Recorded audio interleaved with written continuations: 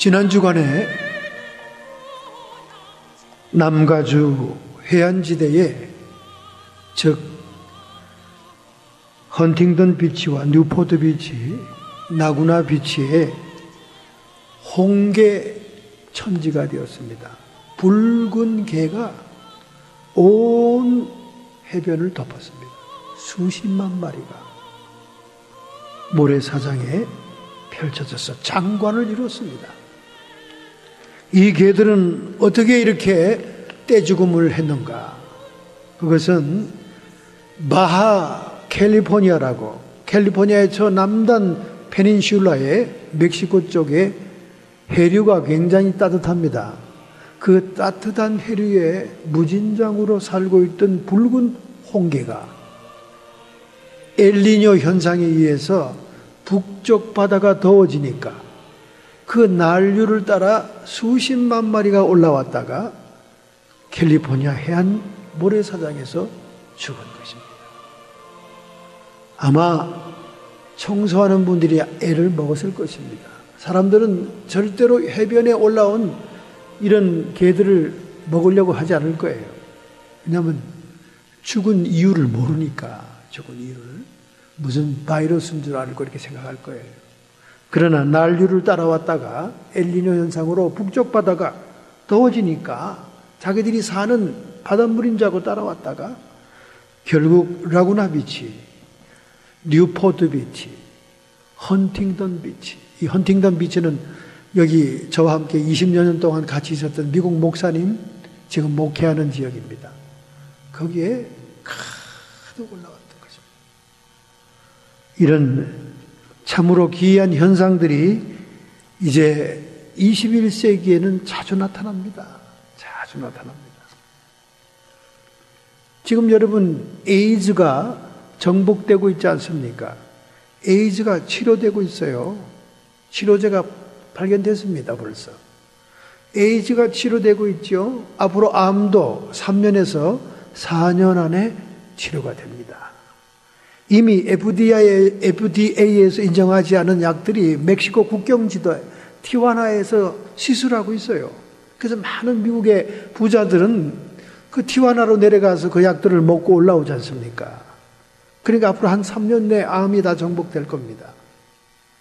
그렇다면 요한계시록에 나오는 인류의 3분의 1 이상을 죽이는 연병은 뭐냐 그 말이에요. 연병은. 그것이 최근에 영국 질병연구소에서 발표가 됐습니다. 2050년대가 되면 인류의 1,000만 명 이상이 이 병으로 죽을 것이다. 그 병이 뭡니까? 슈퍼박테리아로 죽는다고 말해요. 지금 현재 21세기의 이 지구의 인류들은 수많은 항생제를 사용하기 때문에 항생제 내성이 생겨서 그 항생제들이 듣지 않는 슈퍼박테리아가 지금 창궐하고 있어요. 슈퍼박테리아가 세균으로 발견된 이후에 지금 70만 명이 죽었습니다. 70만 명. 이 슈퍼박테리아에 감염이 되면 이 지구상에 어떤 항생제도 듣질 않아요. 듣질 않습니다. 이것이 점점 더 창궐해질 것이다 그 말이죠. 그러니까 에이즈가 정복이 되고 암이 정복이 되고 불치의 병들이 나가떨어져도 요한계시록에 나오는 인류를 멸망시킬 병들은 얼마든지 있다는 거예요. 참으로 미스테리한 세상에 우리가 살고 있죠. 이렇게 먼 동네 얘기 같은 얘기보다는 지난 주간에 콩코드에서 한 사건이 일어났습니다. 콩코드에서 2마리의 애견이 벌떼들의 공격에 의해서 죽었습니다. 이 벌 킬러비즈라고 하는데 살인벌입니다. 아프리카산 벌이라고 그래요. 개들이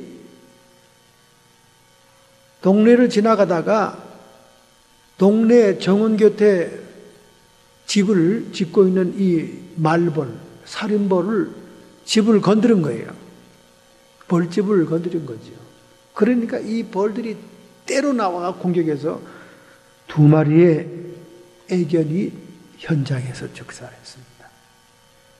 사람들이 마저도 죽습니다. 그래서 이 말벌들, 살인벌들의 집을 잘못 건드렸을 경우는 너무나 행동을 빨리 하거나 움직이지 말고 잘 피해야 되고, 그 다음에 911에 전화해서 특별 소독기를 가지고 있고 채취하는 그런 요원들이 와야 이 문제이 해결된다는 것입니다. 지난 주간에는 애견 2마리가 죽었어요. 사람 죽은 것보다 더 큰 뉴스로 나왔습니다. 미국 사람들은 이 개에 대한 사랑이 엄청나거든요. 콩코드에만 개에 대한 사랑이 넘치는 게 아니라 제 바로 가까이에도 엄청난 사랑하는 사람이 있습니다. 그래서 제가 아주 머리가 찌끈찌끈 아플 때가 있어요. 예. 하여간 어쨌든 콩코드에 이 개가 완전히 그냥 현장에 즉사했습니다. 그래서 엄청 조심하라 하는 얘기들이 있습니다. 벌들도 자기의 집을 건들면 그 벌집을 건든 상대를 현장에서 죽여버립니다. 여러분 집은 어떠세요? 누군가 여러분 집을 건든다면 여러분은 그냥 가만히 쳐다보겠습니까? 5월의 가정의 달을 맞이해서 우리는 성경에서 말하고 있는 견고한 집, 하나님이 축복하시고 보장하는 집은 어떤 집이고, 하나님이 저주하고 멸망시키는 집은 어떠한 집인가? 우리가 성경에서 계시하시는 이 집에 대한 얘기를 넘겨버릴 수가 없는 달이죠. 5월달이니까. 바로 오늘 우리가 읽었던 본문은 사사시대의 말기입니다.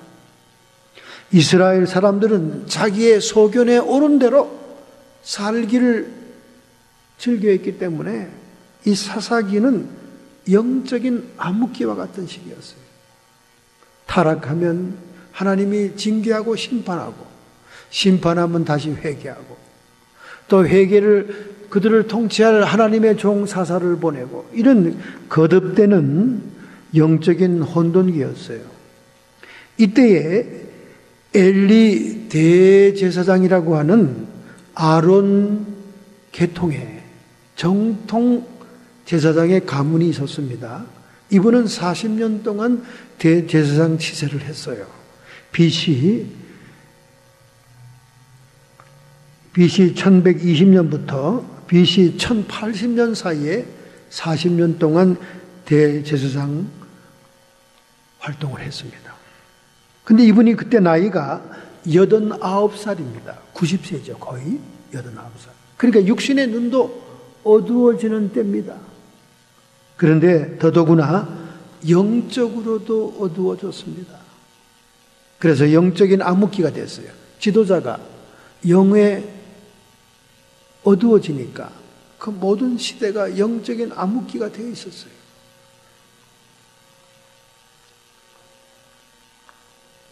그에게는 홈리와 비느하스라고 하는 두 아들이 있었는데, 이 아들들도 제사장 가문의 전통을 이어 제사장 노릇을 하고 있었습니다. 그런데 이들이 불량자다 그런 말을 했습니다. 여러분, 하나님을 예배하고 제사 드리는 아들 둘이 제사장인데 불량자다. 이 성경의 본문이 그렇게 시작합니다. 불량자. 어떻게 불량했냐? 하나님께 드리는 제물 가운데 가장 좋은 것은 자기들이 자기의 심부름꾼 사환을 보내서 가져오게 합니다. 심지어 나중에는 기름을 드리는 제사에서 하나님께 드려지지도 않은, 불도 붙이지 않은 생고기를 가져오러 옵니다. 안 가져오면, 안 주면 내가 강제로 뺏어가겠다. 이렇게 제사에 와서 제사를 경멸하는 거지. 없이 여기는 거지. 그러니까 하나님이 굉장히 진노하셔요. 하나님께 드려질 제사를 멸시하고 없이 여겼다는 거예요. 이들의 비도덕적이고 나쁜 행실은 극에 달합니다. 성막에서 봉사하고 수고하는 여인들을 범해요. 그래서 음란죄를 짓습니다. 이렇게 자식들의 폐가 날이 갈수록 커지고 있고 그들의 소문이 백성 중에 흉흉한데도 연로하신 엘리 제사장은 별 조치를 취하지 못합니다. 그들에게 경고는 하죠. 말은 합니다. 말은 하지만 그 아들들이 듣지 않으니까 성경 말씀에는 하나님이 그들을 죽이기로 결단하셨기 때문에 그들이 듣지 않았다 이런 말이 나와 있죠. 말을 듣지 않습니다. 그리고 그냥 그만둬요. 엘리 제사장이 나이가 들고 하니까 자기를 이어나갈 아들들이니까 뭐 어떻게 할 수가 없었습니다. 우유부단하고 결단력 없는 그런 조치를 취한 것이죠. 자, 이럴 때 이 즈음에 분명히 하나님께서는 징계와 심판을 하기 전에 하나님의 사람을 보냅니다. 사람들이 스스로 자기의 죄를 깨닫거나 자기의 잘못을 잘 못 깨달아요. 더군다나 이렇게 40여 년 동안 영적인 사역을 하고 하나님을 사역을 하는 사람들은요, 다 자기가 옳거니 생각합니다. 그래서 바리새인과 사두개인이 나오는 거예요.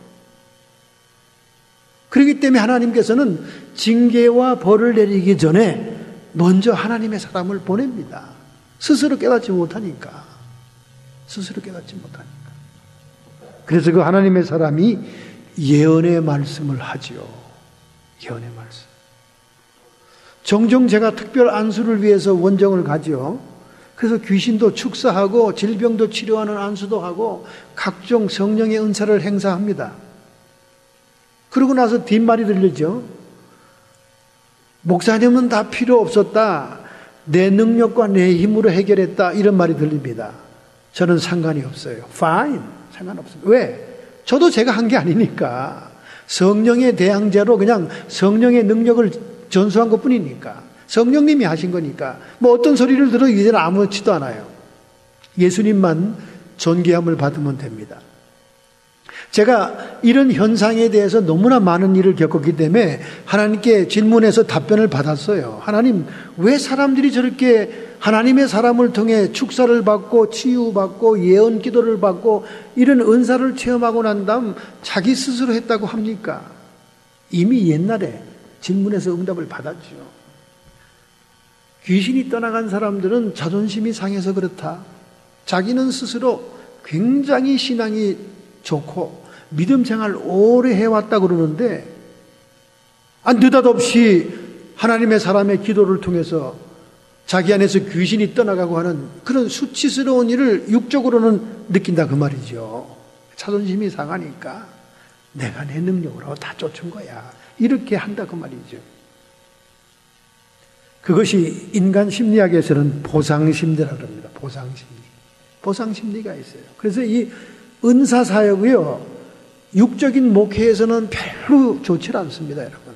그래서 많은 주의 종들이 초창기에 이 은사를 체험하고는요, 그 후에 은사를 사용하지도 않고 도태됩니다. 왜 그런지 아세요? 육적인 세상의 부귀영화를 누리는 목회는 아무런 도움이 안 돼요. 여러분 생각해 보세요. 자기 안에서 온갖 해프닝이 일어나는 귀신이 떠나가고 난 다음 그 교회를 창피해서 나가겠습니까? 그 목사님을 보고 싶겠어요? 딱 떠나가는 거예요. 떠나가는 겁니다. 그러니까 심지어 한국처럼 저렇게 목회가 화려한 데서도 이런 그 해프닝이 일어나는 역사를 잘 안 하려고 그래요. 왜냐하면 이 목회에 도움이 안 됩니다. 교인 숫자 물리고 그냥 그럭저럭 좋은 말 해가지고 헌금이나 많이 나오게 하고 그래서 건물이 번듯하게 올라가는 데는 아무런 도움이 안 되거든요. 안 돼요. 왜? 자기가 스스로 수치를 당하면 자존심을 채우기 위해서 온갖 얘기를 다 만들어내지요. 심지어요, 한국의 부흥회 가면요, 역사가 일어나면 부목사들이 따라다니면서 안수를 방해합니다. 그런 교회가 있어요. 왜 부흥 강사는 왜 부르는지 모르겠어요. 그런 교회는. 안수를 방해해요. 방해합니다. 못하게 하는 거죠.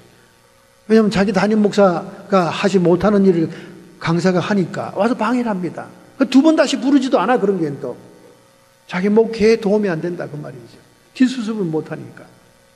자기들 스스로가 부족하여 하나님께 영적인 사역을 하겠다는 그런 각오가 없이 그런 시기와 질투로 인간적인 목회하는 사람들이 대부분입니다.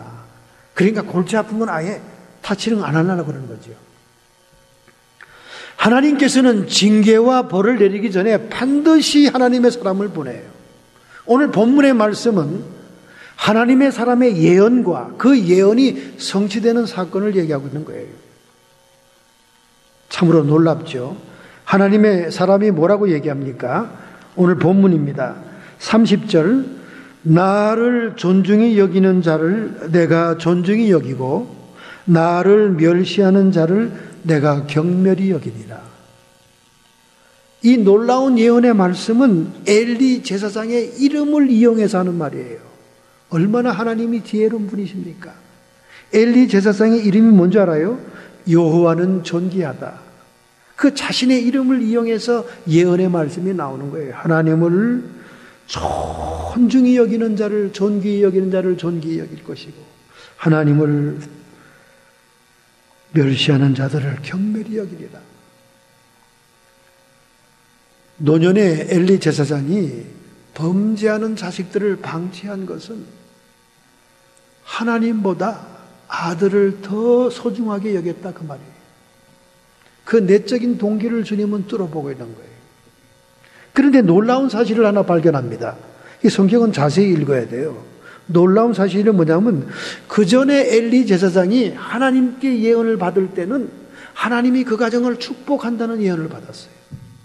내 조상이 아론의 가문으로서 대대로 제사장 가문의 축복을 받을 것이고 그 가문이 참 형통하고 잘 될 것이라는 그런 예언이 과거에 있었으나 이제는 너희가 저주를 받아 멸망할 것이다. 그 저주가 뭐냐? 첫째, 제사장직을 더 이상 수행할 수 없을 것이다. 그리고 너희의 모든 집안의 젊은이들이 단명할 것이다. 노인이 없어.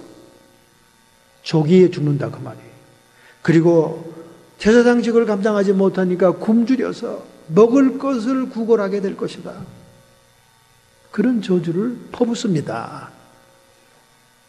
여러분, 제가 오늘 예언 기도에 대해서 약간 언급하지 않을 수가 없습니다. 많은 사람들이 성령의 은사로 내려오시는 예언 기도를 자기들이 과거에 무당과 역술인에게 찾아가서 듣던 식으로 생각합니다. 역술인과 무당들이 하는 그 점과 이런 것들은 운명적인 거예요. 운명적인 것.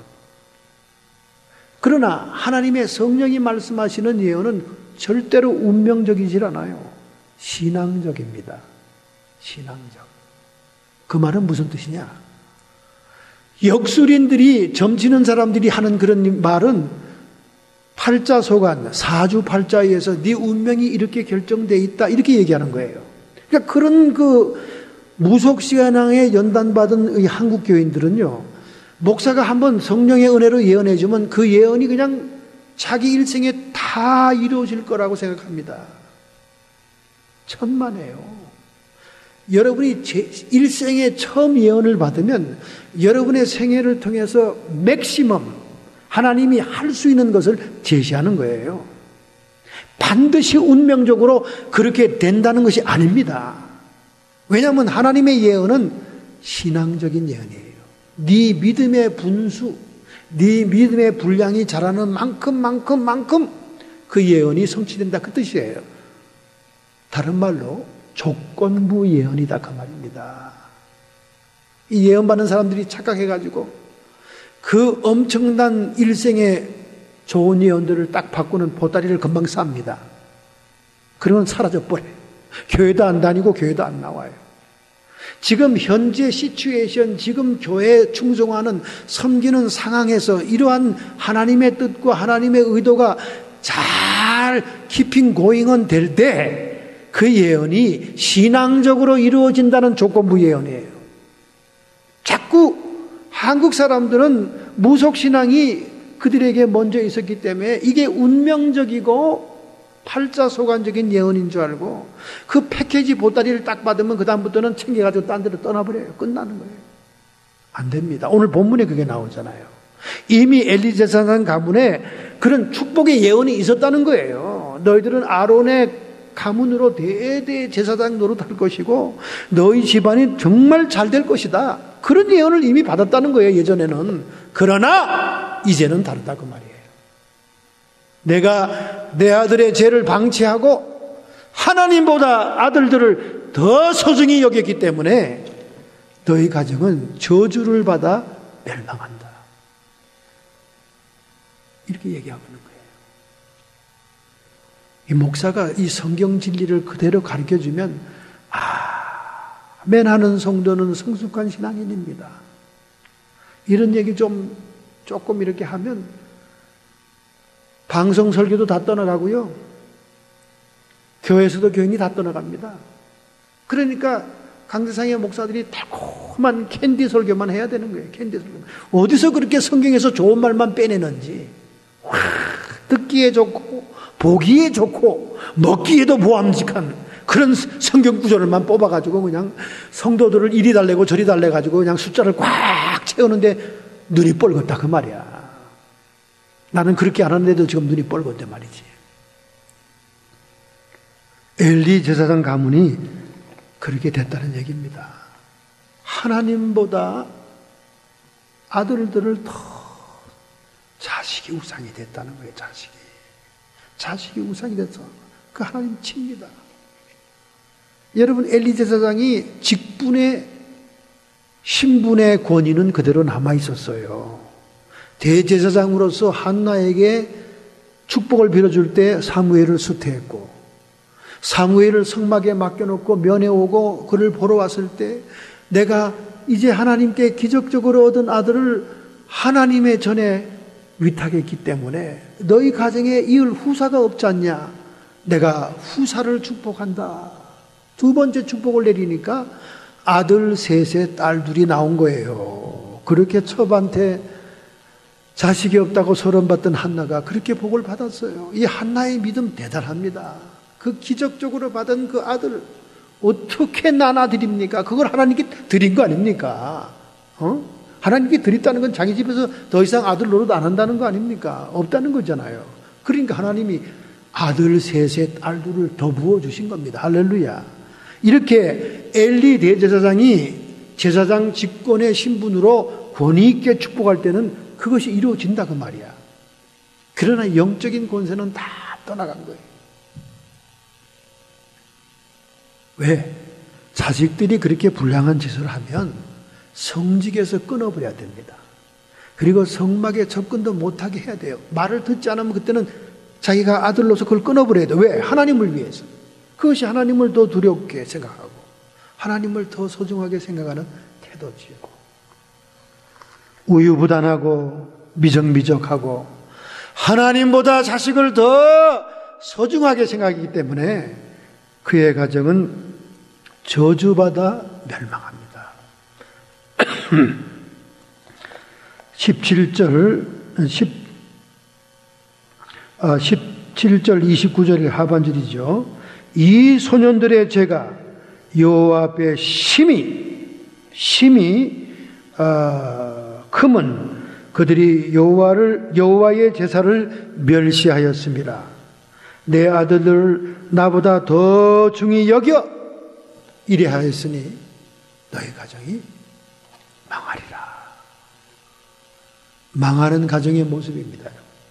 그들이 하나님의 종으로의 가정으로 택함을 받고 대제사장 가문이요 아론의 제사장 혈통을 가진 가문이라 할지라도 하나님을 멸시할 때 하나님 거뒀다 그 말이에요. 얼마나 무섭습니까 여러분. 뭐 자식을 위해서 평생을 헌신하고 막 자식에게 내가 온갖 다 힘을 기울였다. 그것도 애쓰고 수고한 거예요. 그렇게 안 하고 자식 버리고 가는 사람 많으니까. 그러나 그것이 그렇게 하나님께 플러스 되는 얘기는 아닙니다. 왜냐하면 짐승도 다 그렇게 본능적으로 하니까. 한국 드라마 보세요. 전부 다 내 새끼. 새끼 때문에 어떨 줄 몰라. 응?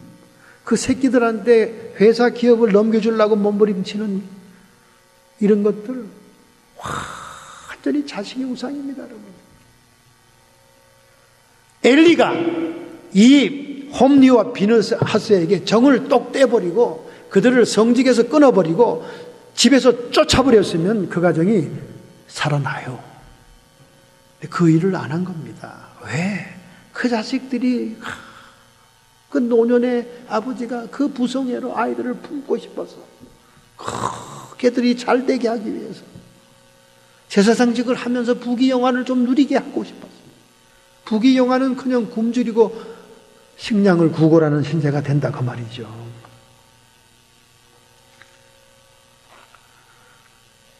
여러분과 제가 이 가정의 문제를 잘 생각해야 됩니다. 그래서 여러분, 가계의 저주는 있어요. 여러분이 영적인 진단을 하고 영적인 문제를 해결해 줘야 될 때는 가계를 진단해야 됩니다. 많은 그 한국의 교회들이 가계의 저주는 이단교리다 이렇게 얘기하는데 참 무식한 얘기입니다. 한마디로 무식한 자들이 이단 심사위원회에 앉아 있는 거예요. 그들의 시론이 뭔지 아세요? 나무에 달린 자마다 저주를 패했다고 감당했다고 하는 예수 그리스도의 구속사건을 얘기합니다. 누가 예수님이 저주를 파쇄하지 않았답니까? 여러분, 예수님께서 십자가에 들렸다고 온 인류가 다 구원받습니까? 예수님이 십자가에 들렸다고 자기가 예수 믿는 사람이라고 주여 주여 하는 사람이라고 다 천국에 들어갑니까? 아니잖아요.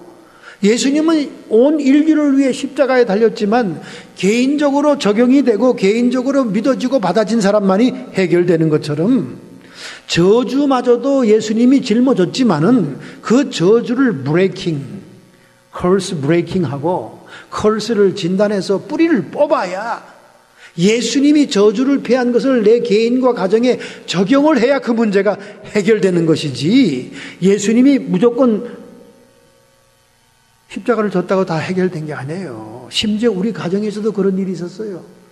제가 LA에서 정말 지독한 귀신이 들린 자를 신방 가는데 우리 가족 중 친척이 따라왔어요. 같은 목사야. 제가 예수의 이름으로 캐스팅아웃을 하니까 다 끝나고 그 다 현장을 보고도 녹음도 다 하는 걸 보고도 나오면서 하는 말이 황 목사 예수님이 십자가에 다 돌아가셔서 다 해결하고 다 이루었다 그랬는데 뭘 그렇게 애쓰고 힘쓰고 축사하려고 애를 써. 그냥 내버려 둬. 그렇게 내버려 두라고 그러더니 자기가 그렇게 죽더라고. 젊은 나이에 자기 문제 또 해결하지 못해가지고.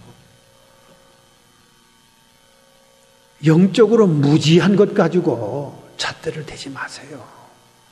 하나님의 저주와 심판은 3, 4대에 이릅니다. 가계의 저주가 하나님의 은총석에 겨우 3, 4대에 이르러요. 그러나 하나님의 은혜와 축복은 수천 대에 이르느니라. 할렐루야. 성경에 기록되어 있는 거 가지고도 여러분이 포기하면 영적인 진단을 못하는 영적인 의사가 못 되는 거죠. 어떻게 그런 저주 문제, 그런 문제들을 일반 교회에서 해결하지 못하니까 기도원에 올라가면 맨 저주가 덮어쓴 사람들이 억압돼 가지고 문제 안고 질병 안고 불치병을 안고 와서 앉아 있는 거예요. 특별 과외 공부하러 온 겁니다.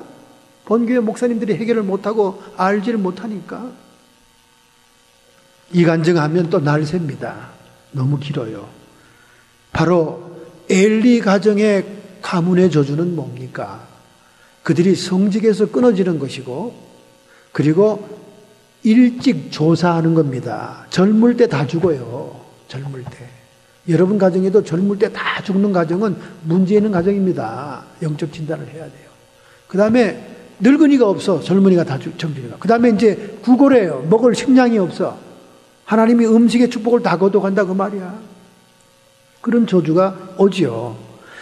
너희 가정에 저주가 있다는 증거, 시그널, 표적이 있는데 그게 뭐냐? 홈리와 비느하스가 한날 한시에 동시에 죽을 것이다. 그것이 징조다, 표징이다.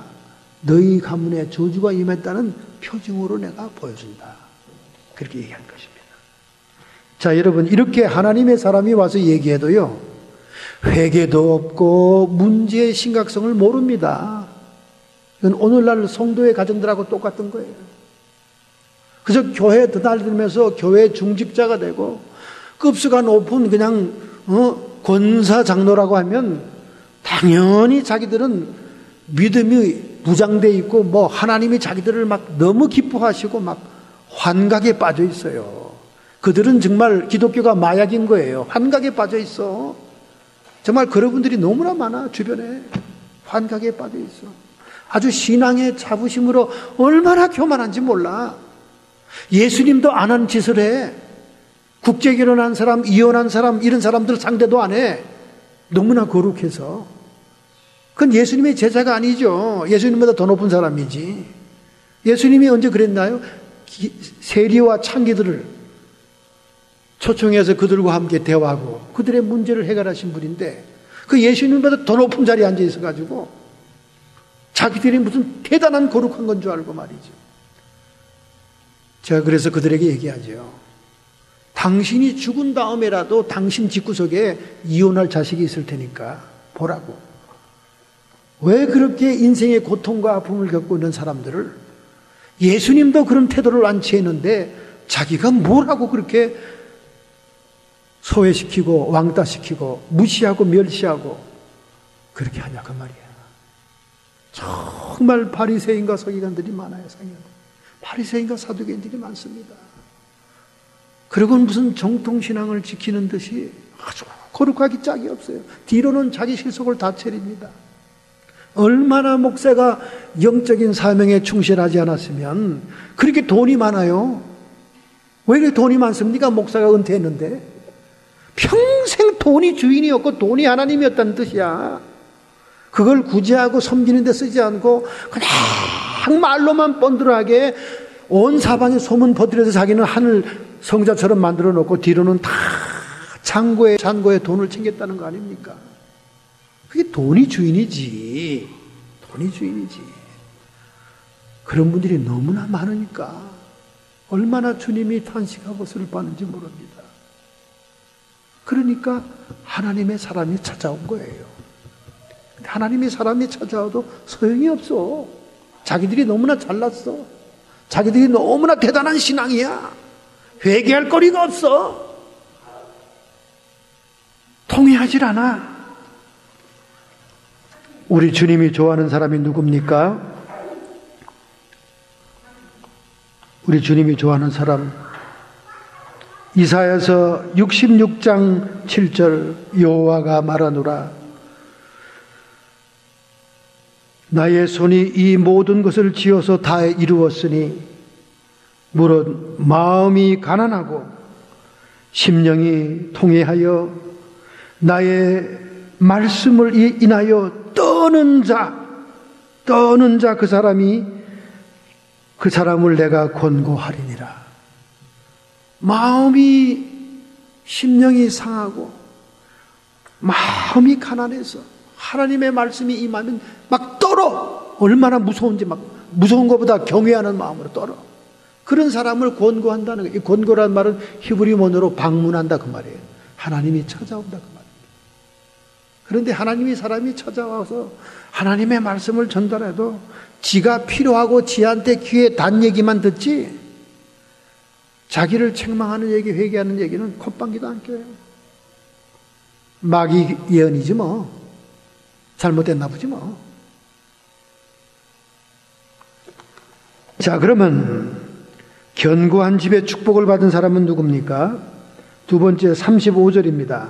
그 사람은 내 마음과 내 뜻대로 행할 것이라. 내가 그를 위하여 견고한 집을 세우리라. 할렐루야. 사무엘을 얘기하는 거예요. 어린 사무엘을 얘기하는 겁니다. 사무엘, 히브리 말로 여호와께 구하여 얻은 자란 뜻이에요. 그 어머니의 한나가 정말 믿음으로 기도해서 얻은 자죠. 사무엘, 샤마엘. 샤마란 말은 히브리 말로 순종한다 그런 말입니다. 하나님 엘, 하나님께 순종하는 자. 샤마엘. 그 샤마란 말이 듣는다는 말이에요. 그래서 신명기 6장에 보면 쉐마가 있잖아요. 이스라엘아 들어라. 쉐마. 그러니까 사무엘은 듣는 자고 듣고 순종하는 자였습니다. 즉 하나님의 마음을 알아서 하나님의 뜻을 행할 자다 그 말이에요. 할렐루야. 이런 자의 집을 견고하게 하리라. 그렇게 말합니다. 여러분, 이 사무엘은 한나의 서원 기도로 응답을 받아서 그 서원 기도대로 성막에 거하면서 엘리 가문이 붕괴된 그 제사장의 자리를 채우게 되죠. 그는 레위족의 그앗자손 엘가나의 장남이었습니다. 그의 직분은 선지자와 제사장과 왕이 함께한 사사의 직분, 그런 선지자의 직분이었습니다. 제사장이고 왕이고, 그렇죠. 그런데 그는 마지막 사사가 되었어요. 그 후에는 사울과 다윗이 왕으로 등극하게 되지요. 그가 기름 부음으로 이제 왕들이 됩니다. 그는 그 왕정 시대에도 모든 백성들을 순회하면서 대각성운동, 미스바 회개를 일으키고 또 백성들을 지도하죠. 그리고 심지어 자기의 고향 라마에 선지자 학교를 세우죠. 그래서 예언자를 키워내고 선지자들을 키워내는 최초의 신학대학입니다. 뿐만 아니라 그는 12살부터 예언 활동을 시작합니다. 처음에 하나님의 음성을 들을 때 그는 하나님의 음성을 몰라봤습니다. 그래서 잠자는 엘리 제사장을 깨워서 자꾸 물어보죠. 나를 불렀습니까? 3번 그렇게 하니까 엘리가 알아차리고는 이제 주님 종에게 무슨 말씀을 하시려 하나이까? 그렇게 하나님의 음성을 귀를 기울여라 그러죠. 그 첫 번째 음성이 엘리 가문의 멸망을 예언받게 되는 겁니다. 자, 이 사람이 이렇게 견고한 집의 축복을 받게 된 비밀이 무엇이냐? 그는 기도를 쉬는 것이 죄다. 그렇게 얘기하는 기도의 사람이었어요. 기도만 하는 것이 아니라 잘 들었어요. 잘 들었어요. 경청의 사람입니다. 잘 듣기만 하는 게 아니라 행동으로 옮기는 순종의 사람이었어요. 이 3가지 이 사람의 특징이 그의 가문을 견고한 집으로 축복을 받는 것입니다. 기도의 사람이었습니다. 경청의 사람이었습니다. 순종의 사람이었습니다. 여러분, 때때로 우리 한국에 나가보면 성도들이 그런 말하는 사람이 있어요. 목사님, 세계에서 가장 기도하는 민족이 누구죠? 그게 우리 한민족들이 기도를 제일 극성스럽게 하죠. 철야기도, 새벽기도 대단하죠. 그렇죠? 이제는 기도가 더 이상 필요가 없습니다. 그 사람이 그렇게 얘기해요. 교회 중직자예요. 장로입니다. 아니, 또 그게 무슨 말입니까?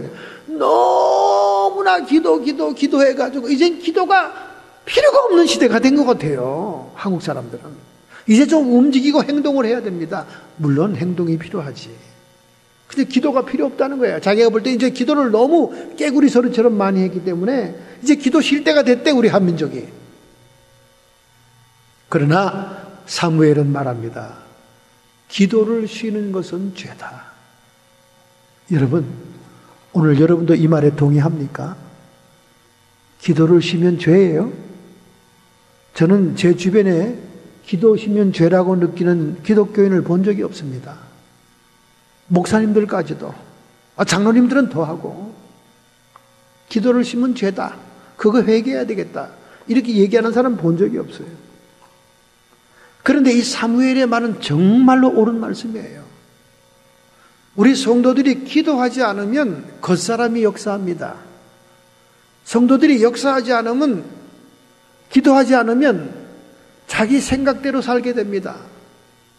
성도들이 기도하지 않으면 자기 육성, 혈기, 자기 육적인 개성이 나와요. 하나님하고 상관없는 인생을 살게 됩니다. 그러니까 한국의 어떤 장로처럼 이제 한민족은 너무나 기도를 많이 했어. 이제 기도 그만할 때 됐어요, 목사님. 이제 기도 강조하는 설교는 이번 부흥회 때 하지 마세요. 짜장면 주문하듯이 저한테 그렇게 얘기하는 겁니다. 과연 그럴까요? 기도도 기도 나름이지요. 우리 한국 사람이 기도는 많이 하지만은 무당에서 만신에게 가서 빌던 스타일의 기도하고 있는 거예요. 그 기도의 내용이 문제입니다, 여러분. 우리 부귀영화, 우리 자식들 건강, 좋은 학교 입학. 그러니까 도선사든 영락교회든 수능시험 때가 되면 교회들이 매일 꽉꽉 차잖아요. 부르지 않아도 교회 와서 앉아 있잖아요. 기도를 많이 악다구리처럼 하더라도 내용이 중요한 거지. 내용이 하나님께서 원하는 기도는 뭡니까? 먼저 그의 나라와 의를 구하라는 기도 아니에요. 그 다음에 먹고 살겠다는 기도는 너희들이 안 해도 뒤에 다 해준다는 거 아닙니까? 근데 많은 사람들이 하나님의 나라와 의를 구하는 게 도대체 뭘까? 너무나 막연하고 심플하게 설명을 잘 못 해주니까 그냥 그건 좋은 얘기인가 보다 하고 지금까지 외우고 있는 겁니다. 여러분, 하나님 나라를 폭넓게 크게 생각한다면 하나님이 도래할 그 나라를 얘기하지만은 예수 그리스도가 이 땅에 온 순간부터 하나님 나라가 이루어진 거고, 그 하나님의 나라는 여기 있다 저기 있다 하지 말지니 너희 가운데 among you, 공동체 안에 있고 여러분의 마음속에 이루어진다 그 말이에요. 그러므로 하나님 나라를 구한다는 것은 협의적으로, 좁은 의미로 말하면 영혼을 하나하나 구원하는 것이 하나님 나라를 구하는 겁니다. 왜? 그가 예수 그리스도를 왕으로 영접하고 메시아로 영접하면 왕 되시는 예수님의 통치와 다스림이 그 마음에 이루어지기 때문에 그 마음이 하나님 나라를 이루게 된다 그 말이에요. 그리고 예수님이 오시면서 그 안에 있던 귀신의 세력들과 요새가 무너지기 때문에, 그러나 하나님의 성령을 힘입어 내가 귀신을 쫓아낸 것이면 이미 하나님 나라가 너희에게 임하였느니라. 마태복음 12장 28절. 우리 마음속에 이루어진다고 말이에요. 그러니까 여러분과 제가 이제 그냥 우리 새끼 그냥 아이고 주님 내가 좀 잘 돼서, 이 기도는 뒤로 하고 영혼 구원하는 기도가 하나님 나라를 구하는 거다 그 말이야. 나가 물론 하나님 나라 가기 위해서 구하는 것도 필요하고, 내 이웃 주변의 영혼들을 향해 기도하는 것. 수철이 엄마가 예수 믿게 해주시옵시고, 우리의 사촌 형님 누구가 예수 믿게. 이런 기도들이 하나님 나라를 하나님의 의는 또 뭡니까? 하나님의 뜻, 나를 향하신 하나님의 뜻, 이 세상과 내 주변과 내 공동체와 내 이웃과 내 친구들 사이에 하나님의 원하시는 뜻을 추구하는 것을 얘기하는 겁니다. 기도는 기도인데 어떤 기도를 했느냐가 문제지요. 그러므로 기도를 쉬는 것은 죄입니다. 죄가 나올 수밖에 없어요.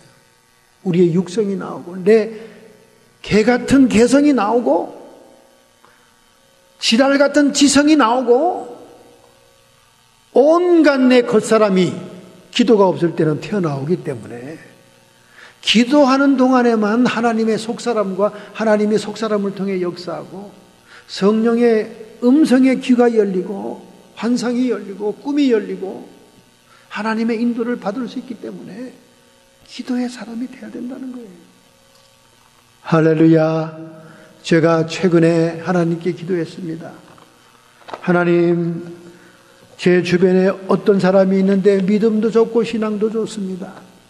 그런데 제가 은사의 현장, 축사의 현장에 데리고 가고 함께 예배를 드리면 귀신이 들락날락하고 귀신의 반응이 너무나 예민하게 나타납니다. 그 사람이 영적으로 예민해서 그렇습니까? 뭡니까? 체질적으로 예민해서 그렇습니까? 뭡니까? 믿음도 좋고 믿음대로 살고 하나님을 가장 사랑하는데 뭡니까? 명쾌한 답변을 주었습니다. 기도의 성벽이 불실하기 때문이다. 기도의 울타리가 불실하기 때문이다.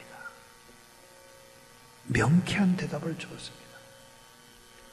저는 성경을 읽다가 두 개의 성곽을 발견했습니다. 첫 번째 성곽은 구원의 성곽입니다. 여러분과 저에게는 두 개의 성벽이 있어요. 첫 번째 성벽은 구원의 성벽. 이사야 26장 1절, 우리에게 견고한 성읍이 있으며 여호와께서 구원으로 성과 곽을 삼으시리로다. 예수 그리스도의 의의를 통해 우리가 구원의 성곽 안에 있는 것입니다. 그런데 이 성곽만 가지고 있으면 안 돼요. 두 번째 성곽이 있어야 됩니다. 스가랴 2장 5절입니다. 여호와의 말씀에 내가 그 사면에서 불성곽이 되며 그 가운데서 영광이 되리라. 할렐루야! 구원의 성곽뿐만 아니라 불성곽이 우리를 지켜줘야 돼. 불성곽. 이 firewall, 컴퓨터 하드웨어를 연구하는 사람은 이 성경에서 힌트를 얻어서 프로텍션 시스템 firewall을 만드는 거예요. 아니, 컴퓨터 하는 사람은 불성곽을 발견해서 firewall이라는 걸 만들었는데, 오늘 예수 믿는 사람들은 불성곽에 관심이 없어. 불성곽이 뭡니까? 성령이 우리의 성벽이 되는 걸 얘기합니다. 할렐루야! 이런 성벽이 있어야 귀신들이 마냥 들락거리지도 못하고 영적으로 잡다한 것들이 나를 공격하지 못하는 거예요. 성령이 만들어주시는 성곽, 불성곽, firewall, 이것은 기도로 쌓여지는 거예요. 기도도 내가 필요할 때 반짝하는 기도가 아닙니다. 하나님께서 분명히 말씀하기를 스테디한 기도, 시간과 장소가 일정하고 꾸준히 세상 말로 보험 들듯이, 세상 말로 적금 들듯이 기도한 것이 쌓여야 기도의 성벽이 나를 둘러친다는 거예요. 이게 불성곽입니다. 이것이 없으면 시험에도 잘 빠지고 삐죽거리기도 잘하고 변덕이 죽굴듯하고 귀신이 들락날락하고 귀신 축사하고 은사가 역사하는 현상에 귀신이 들락날락하면서 토하고 펄펄 뛰고 뒹굴고 별짓이 다 일어난다는 거예요. 그게 영적으로 예민해서 그렇고 신경적으로 예민한 것도 있지만은 주님의 명답은 말씀하기를 기도의 울타리가 불실하고 기도의 성곽이 불실하고 firewall, 불성곽이 약하기 때문이다. 제가 그 말을 듣고 얼마나 기뻤는지, 하나님, 그러면 제 사역과 우리의 집에 울타리는 어느 정도 됐을까요? 환상이 확 열리더라고요. 아주 보니까 괜찮아. 성곽이 좀 높아. 그동안 기도한 게 많이 쌓이는가 봐. 성곽만 보고도 꽤 높네. 아이고야, 그동안 십자가 기도를 했거든요. 십자가 12시, 9시, 3시, 6시 땡땡땡땡 치면 그냥 어디든지 기도를 시작하니까 아이고, 그 기도가 쌓였구나. 그런데 더 놀란 것은, 제가 통곡하고 눈물을 쏟은 것은 그 성곽 위에 어마어마하게 큰 하나님의 천사가 편안한 자세로 앉아서 저를 쳐다보고 있더라고요. 그리고 웃더라고요. 그 천사를 바라보는데 얼마나 덩치가 큰지, 우와, 덩치가 크다. 성벽 위에 앉아 있으니까 어마어마해요. 근데 그 자세가 너무나 편안하고 저를 쳐다보면서 웃는데 세상 시름과 세상의 모든 것들이 사라지는 평안이 밀려오는 거예요. 기도의 울타리, 기도의 성벽, 불성곽이 우리를 둘러있을 뿐만 아니라 그 가운데 하나님의 영광이 머물러야 하기 때문에 저토록 엄청난 크기의 천사가 와서 지켜주고 있구나. 할렐루야! 정말 저의 열등감과 저의 자격지심과 저의 환난과 연단과 고통이 그 한 장면으로 위로가 되더라고. 기도는 결단코 땅에 떨어지지 않는구나. 사무엘의 가문이 견고한 집이 된 것은 그가 기도의 사람이요, 기도하다가 하나님의 음성이 들리고 하나님이 영감을 주면 잘 듣는 경청의 사람이요, 들으면서 자기에게 이익이 되고 기쁨이 되고 유익한 것만 듣는 것이 아니라 아픔이 되고 고통이 되는 것이더라도 그대로 순종하는 자가 되었구나. 저는 병원에 가더라도 그냥 신방하지 않아요. 그냥 형식적으로 가서 예배드리고 기도해 주지 않습니다. 딱 자리에 앉아서 얘기합니다. 왜냐하면 그 신방을 가기 전까지 제가 오랜 동안 그를 위해 기도했거든요. 오랜 동안 기도했으면 분명히 하나님의 계시와 환상과 음성과 모든 것을 주님께서 저에게 주었거든요. 왜냐하면 오늘 본문 바로 직전에 있는 지식의 하나님이 함께하니까, 전지전능하신 분이 뚫어보니까 지식의 하나님, 한나의 기도 속에 나오거든요. 지식의 하나님이 데오토스입니다. 하나님의 전지성을 얘기하죠. 여호와는 지식의 하나님이시라. 행동을 바라보시나니라. 저는 신방 가잖아요.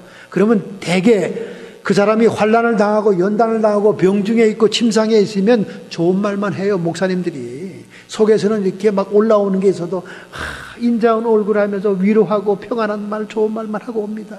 근데 저는 딱 선택하게 합니다. 집사님, 제가 이렇게 집사님이 고통 중에 있고 병상에 누워 신방에 왔습니다.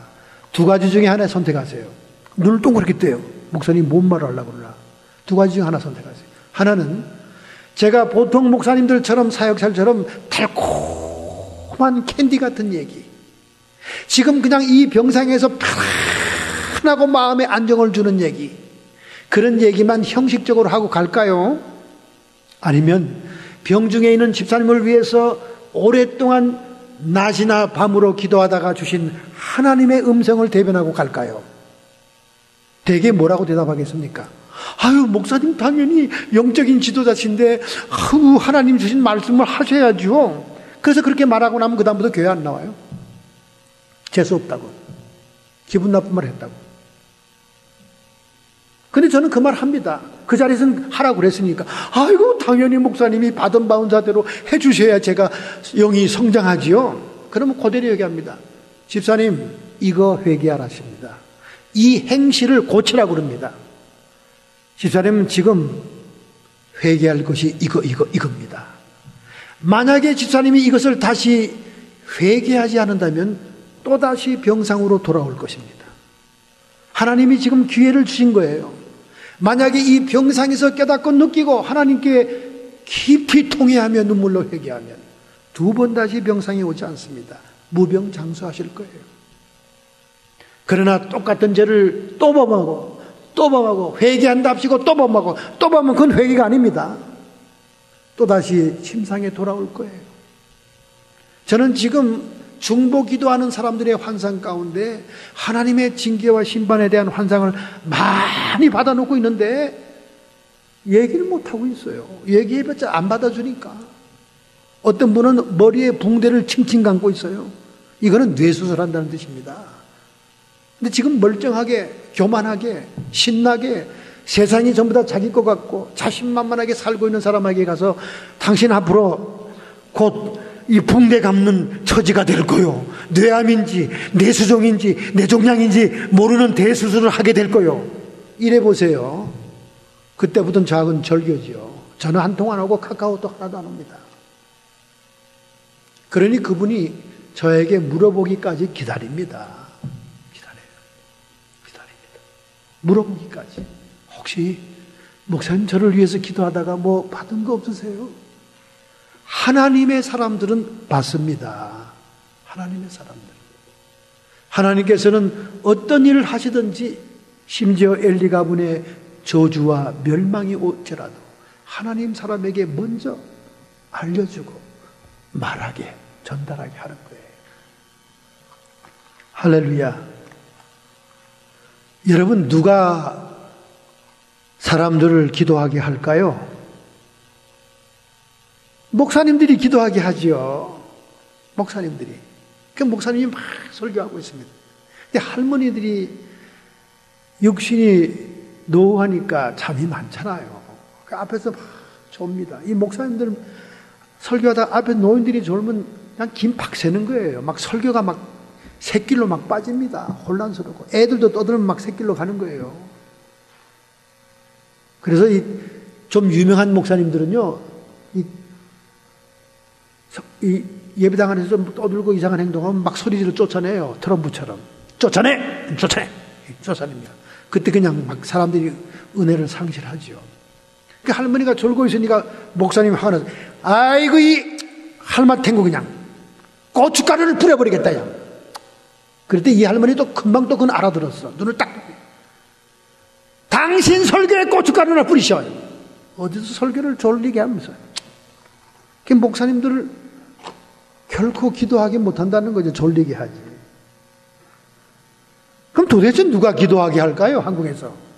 총알 택시 운전사입니다. 제가 한국 가면 급한 일이 많잖아요. 그리고 전철 떨어지면 총알 택시밖에 없어요. 지금도 있는지 모르겠지만 총알 택시 운전사가 일단 뒤에 객석을 다 채우고 난 다음에는 딱 가죽 장갑을 탁 손에다가 땡깁니다. 자, 여러분 지금부터 떠날랍니다 하고 가죽 장갑을 땡기기 시작하면 그때 저는 기도에 들어가는 거예요. 기도에. 기도하지 않고는 견딜 수 없는 상황이 벌어지기 시작하기 때문에 그래요. 속도는 무조건 무시합니다.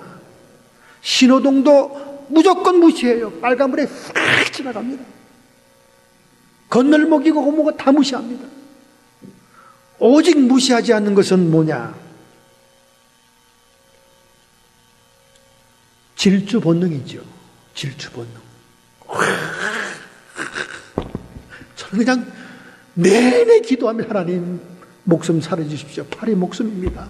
이 차가 어떻게 될지 한강변을 지나가는데요. 밤중입니다. 얼마나 빨리 가는지 그 도는 브레이크 커브길에서 차가 이 커브가 안 되니까 옆면 창문 이 벽면이 이 벽 담에 그 한강 담에 닿아가지고요 불꽃이 튀더라고. 불꽃이. 이야 근데도 달려. 제가 그때 기도 안 했으면 살아나지 못했을 겁니다. 이런 간증을 제가 한국 가서 하면 사람들이 배꼽을 쥐고 웃는데 이 미국은 문화가 달라서 웃지를 않네요. 애쓰고 힘써도 아무 소용이 없습니다. 여러분 기도의 성벽을 쌓아야 돼요. 기도의 성벽. 불성각, 성령을 모셔드리는 불성각을 쌓아야 됩니다. 구원의 성각이 있다고 여러분 그냥 자만하지 마세요. 성경에는 두 가지의 성각이 있습니다. 구원의 성각과 불성각이 있어요. 불성각은 성령께서 기도를 통해 쌓는 성각이에요. 그 성각이 쌓여져야 그 안에 영광이 임재합니다. 그 성각이 없으면 울타리 없는 성이라 귀신들이 잡다한 것들이 마냥 들럭거리면서 여러분을 짓밟습니다. 하루도 편한 날이 없어요. 오늘 결단하고 결심합시다. 여러분이 멸문지하를 당하는 엘리의 가문이 되겠습니까?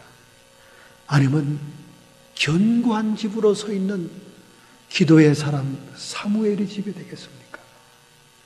결단합시다, 여러분. 여러분의 기도는 반짝 필요할 때 에머전시에 하는 그런 기도가 돼서는 안 돼요. 시간도 일정하고 장소도 일정하고 꾸준히 변함없는 기도가 진행돼야 됩니다. 이 세상은 기도 없이도 살 수 있는 그런 만만한 데가 아니에요. 기도 없이는 나도 이길 수 없고 세상도 이길 수 없고 더더구나 마귀는 이길 수도 없어요. 기도합시다, 여러분. 그래서 견고한 집을 세웁시다. 하늘나라의 영원한 집을 세웁시다. 결단하겠습니다. 하나님, 저희들은 너무나 익숙한 신앙의 용어와 기독교의 용어가 우리 안에 가득 차 있지만은 몸으로는 절대로 행하고 있지 않습니다. 기도를 하지 않고도 기도를 많이 한 것처럼 착각하고 살고 있습니다. 하나님이 용서해 주옵소서. 기도의 성벽을 쌓게 해 주옵시고 그 기도의 성벽에 엄청난 하나님의 천사가 우리를 보호할 수 있도록 초청하게 해 주옵소서. 이런 남은 생애를 살고자 결단하는 성도들입니다. 하나님 이 시간 안수해 주시옵시며 기도의 영을 부어 주시옵소서. 회개의 영을 부어 주시옵소서. 성령의 불땀이 우리의 주변을 둘러칠 때 하나님의 영광이 임재하게 하옵소서. 결단하고 결심하는 성도들의 육체와 정신의 역사는 모든 질병들아 이 시간 예수님의 이름 권세로 모든 육체에서 떠나갈지어다. 악한 마귀 사탄 귀신의 세력들아 예수님께서 승리하셨으니 묶음을 풀고 쫓김 받아 떠나갈지어다. 하나님, 우리 안에는 하나님의 성령과 함께 영광이 임하여 있게 해 주옵소서. 항상 평안과 기쁨과 하나님의 사랑이 우리에게서 차고 넘치게 해 주옵소서. 두렵지 않고 담대히 죽든지 살든지 내 몸이 예수님만을 존귀케 하게 해 주옵소서. 자기 자랑하지 말게 해 주옵시고 내 능력으로 했다고 하지 말게 해 주옵시고 우리가 사는 것은 오직 하나님의 능력이시오. 그 능력을 힘입어 오직 하나님께만 영광을 돌리겠나이다. 예수님의 이름으로 감사하며 축복하며 기도하옵나이다.